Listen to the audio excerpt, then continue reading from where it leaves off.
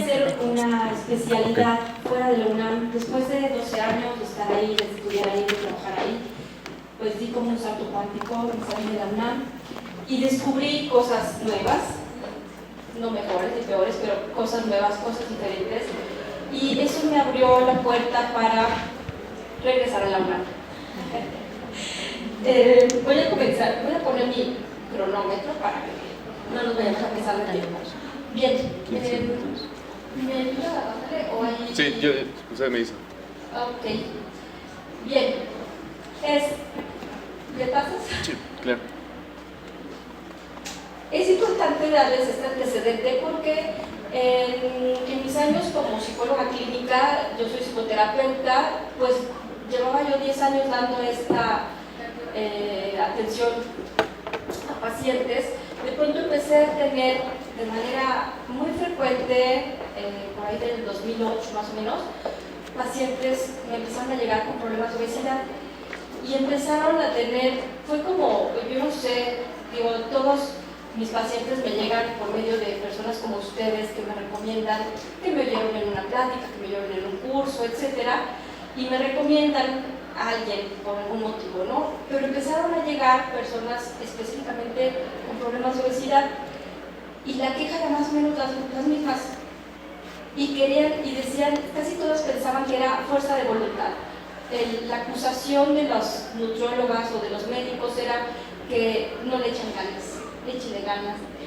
Y entonces yo empecé a darme cuenta que había una problemática diferente, que estos pacientes lo que tenían era, pues estaban en un ambiente obesogénico. En ese momento no conocía yo la palabra, ni se oía tanto esa palabra, porque apenas estaban sobrepasando los índices de obesidad, sobrepeso, etcétera.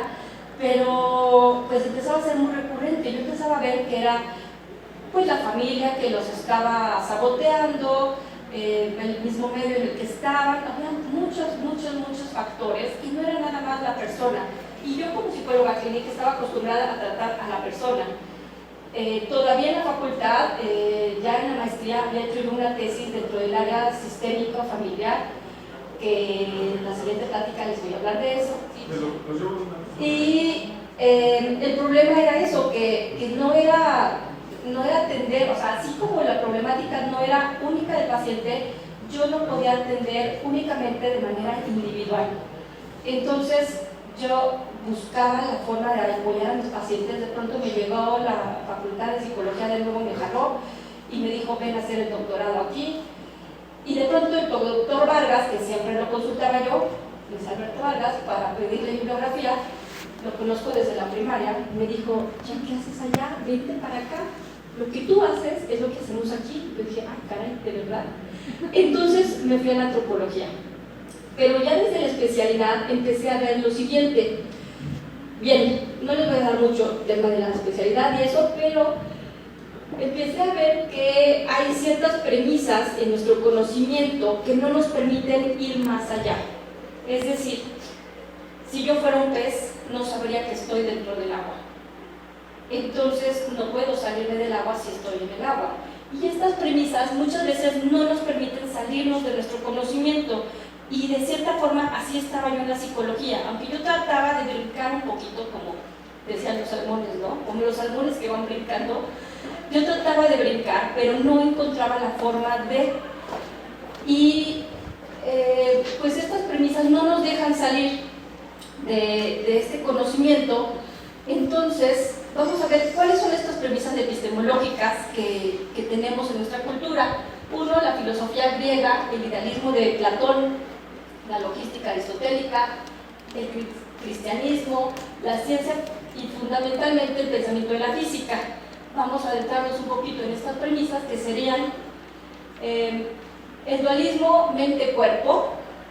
Digamos, ustedes saben, nosotros tendemos a dividir mente-cuerpo. Una cosa es mente y además la mente es superior al cuerpo. Tendemos históricamente y por medio de la religión tendemos a hacer menos al cuerpo. El cuerpo ha sido degradado y no se digan las emociones. En la facultad de psicología, por lo menos cuando yo estudié, las emociones no se tocaban. Así que aguas, los psicólogos que solamente salen de la licenciatura no tratan emociones. en la Facultad de Psicología, no sé, en otras universidades. Pero ¿qué sucede? Las emociones no se ven, no se observan, no se pueden medir. Entonces solamente estudiamos lo que se observa, lo que se mide por medio de test, cosas así. Entonces las emociones no se estudian, el enojo, la ira, la depresión, la tristeza, la alegría. Esas no me las mencionaron en la Facultad de Psicología. ¿Ok? ¿Cosa grave? Sí. Sí. El fisicalismo, la naturaleza mecánica de las cosas está determinada. Claro que también me enseñaron la ciencia, todo lo que tú hagas tiene que ser replicable. ¿Ok? La explicación causal, relación causa-efecto.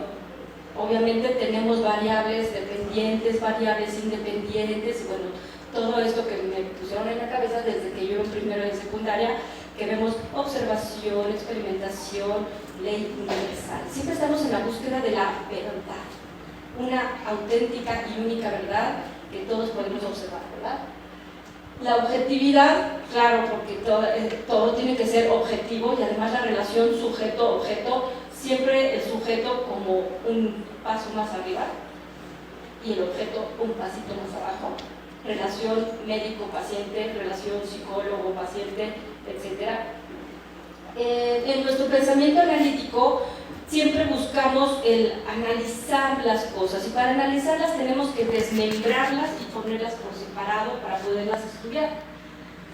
Y luego, pues lo que mencioné un poquito anteriormente, el ser humano tiene un cuerpo natural pero diferente a los animales por sus cualidades mentales. Por lo tanto, esto nos da una superioridad a los animales, ¿verdad?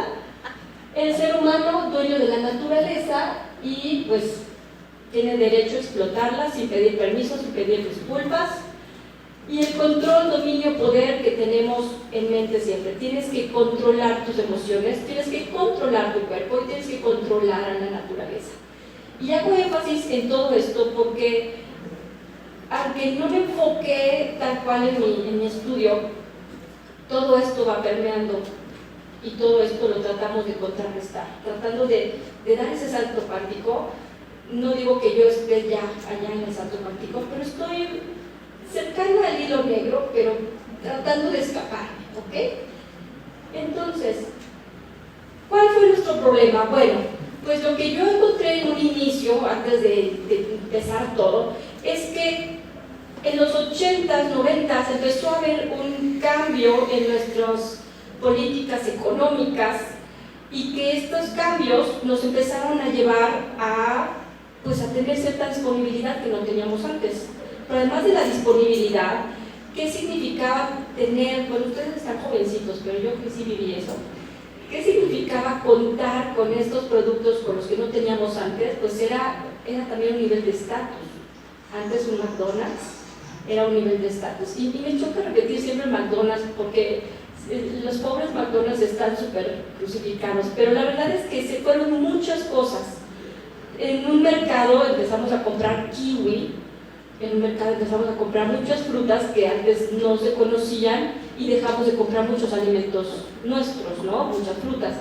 Entonces, sin embargo, lo peor no fueron las frutas, sino el aumento en la disponibilidad de grasas debido al incremento de las carnes, huevo, leche, muchos alimentos procesados que no teníamos, muchos alimentos congelados. No quiero echarle la culpa siempre a lo que vino de fuera, sino también empezó a haber producción de congelados mexicanos y demás, y esto pues también hizo una diferencia.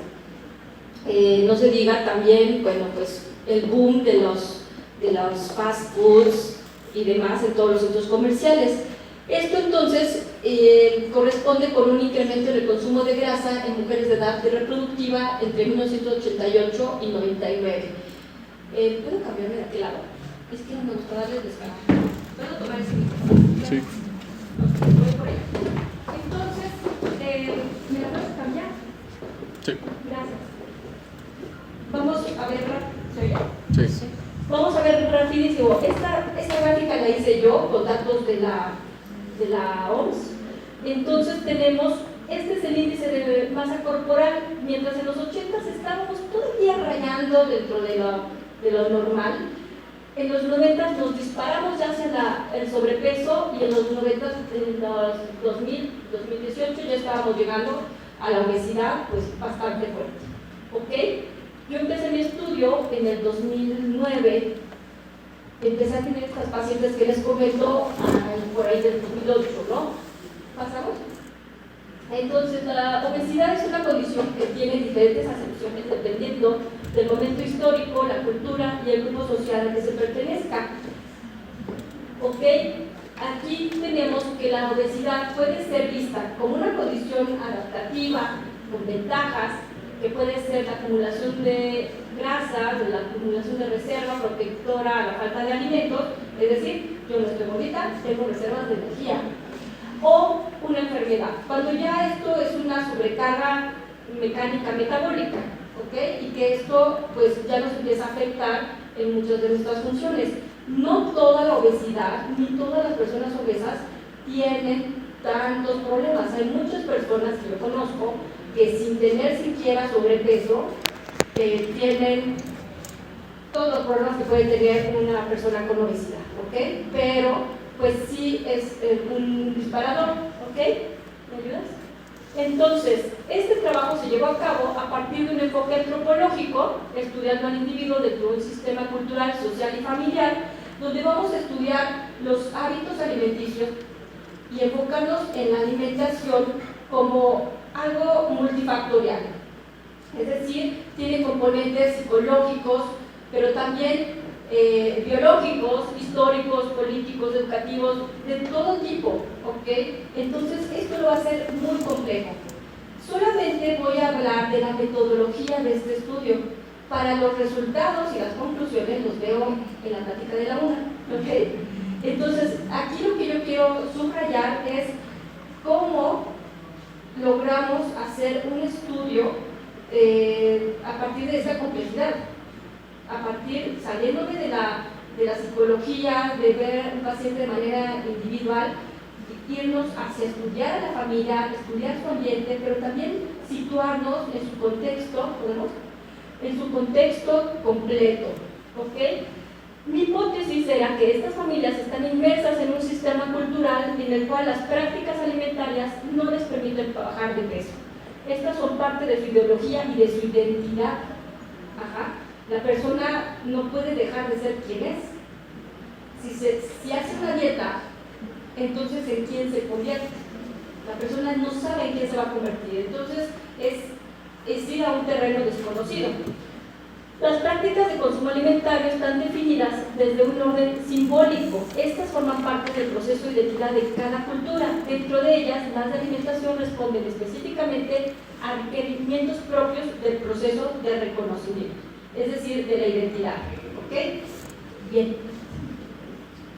Entonces, el objetivo fue estudiar los hábitos alimentarios de estas pacientes y su discurso relacionado con este. Vamos a pasar un poquito rápido, ¿no? Sí. Fueron un grupo de 10 personas, fueron 5 con obesidad, 5 sin obesidad, pasamos.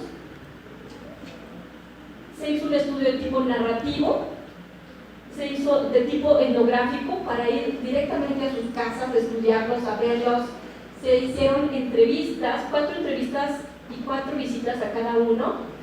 ¿Seguimos? Como dije, 5 con obesidad, 5 sin obesidad, todas en el mismo rango de edad y estuvieron pareadas. Cada una de las 5 mujeres tenía su gemela, digamos, en el otro grupo. En su estilo de vida, su trabajo, su nivel socioeconómico, etc. Entonces, se hicieron técnicas de historia de vida mediante entrevistas y técnica etnográfica de observación participante. Esto basado en el proceso operativo del sistema alimentario, donde vamos a ver que están estos 5 puntos, y yo agregué uno más, pero vamos a ver estos primeros. La necesidad, viendo digamos, el proceso alimentario, empiezo yo con una necesidad, paso al punto de obtención, ya sea que vaya yo al refrigerador o que vaya yo a cosechar. La producción, el procesamiento, transformación, limpieza, la preparación de los alimentos, el consumo, donde voy a observar el lugar, el momento, la forma, quién, cómo, dónde y con quién, y el replanteamiento y la necesidad. Aquí, antes del replanteamiento y la necesidad, yo metí una parte donde es pues la satisfacción. casi todos hacemos, aunque sea chiquito, pero una pequeña sobremesa, donde ahí das el carácter o el lugar a lo simbólico, ¿ok? Para mí es como la digestión simbólica del alimento. Entonces, estos 4 temas fueron las 4 entrevistas y los mismos temas en las visitas. Las visitas me refiero literalmente, ahí fue donde di mi primer salto más allá de la psicología, otra vez el segundo apenas, donde yo esperaba en un inicio que iban a ir a mi consultorio las pacientes, yo sentadita en mi escritorio, iba a hacerles las preguntas, ¿no? Y de pronto caí en cuenta que no, que yo tenía que salir del consultorio y dejar de ser psicóloga y empezar a ser antropóloga. Empezar a irme a sus casas, fui con ellas de compras, a comer, a fiestas, bueno, si lo hubiera planeado no me hubiera divertido tanto, ¿verdad? Entonces, como puse en el último punto, ya vamos a ver el reposo o retraimiento, donde yo creo que se da el lugar o se sintetiza lo simbólico, ¿no? Lo simbólico va todo el tiempo, desde la necesidad, porque hay muchas necesidades simbólicas, ¿podemos? Entonces, voy a detener aquí. Y aquí empezó el problema, donde yo tenía clarísimo que tenía que estudiar el contexto político, histórico, social, económico, religioso, educativo de cada una de las pacientes. Y luego, cruzar esa información, que ya es muchísima, con su necesidad, obtención, procesamiento, consumo, satisfacción, es decir, con todo lo que los temas en sí de la entrevista. Súmele ahora los elementos objetivos y subjetivos de cada una de estas personas. Es decir, me gusta la comida, no me gusta la comida, qué significa para mí, toda la parte objetiva y subjetiva, pero son elementos individuales. Entonces son 3 dimensiones. Lo que yo hice fue comenzar, pues primero a volverme loca, porque yo decía, bueno, esto es sistémico, y cuando yo no salía de la palabra sistema, yo me imaginaba cómo lo puedo plantear, cómo me lo puedo imaginar, cómo lo puedo elaborar, y yo solo me imaginaba el sistema solar, cómo voy a relacionar todos los planetas, y no me daba la cabeza para ir un poquito más allá de cómo voy realmente a poner esto en papel. Cómo voy a presentar, más allá de hacer una simple estadística o algo por el estilo. Entonces yo de verdad me llevé bastante tiempo en tratar de analizar esto. Lo que hice fue lo siguiente: es una simple hoja de Excel donde yo tenía los elementos históricos, social, político, económico, y si surgía alguno más, tenía algunas casillas libres. Y lo empecé a cruzar con los temas de las entrevistas, que fue los del procesamiento, del proceso alimenticio, ¿no? Esta es mi hoja de Excel. Del lado izquierdo, entonces, empieza el proceso operativo del sistema alimentario: necesidad, obtención, procesamiento, consumo y satisfacción. ¿Qué hice con esto? Bueno, en la tercera dimensión, lo que hice fue ir metiendo en cada casilla. Yo ya tenía todas las entrevistas, me llevó como 2 años hacer todas estas entrevistas, porque en particular los pacientes con obesidad son de las personas que no te saben decir no, pero tampoco te cumplen. Casualmente eran un poquito impuntuales, no querían venir, tenían mucha resistencia, ¿no? Entonces, cuando logré tener todas las entrevistas, fui metiendo toda la información de estos pacientes en cada una de las casillas, por frase, por oración, por párrafos.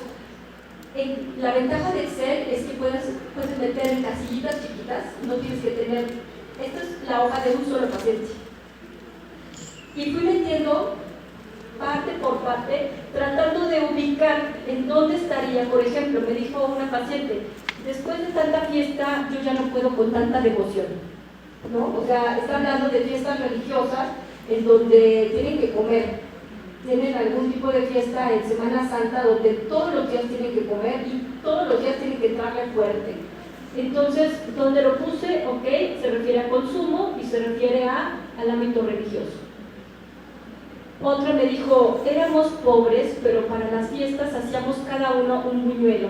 Su mamá les daba un pedacito de masa y lo amasaban sobre las rodillas. ¿Ok? Entonces esto va ubicado en lo familiar. En lo familiar, pero el procesamiento, ¿cómo hacían ellos sus buñuelos?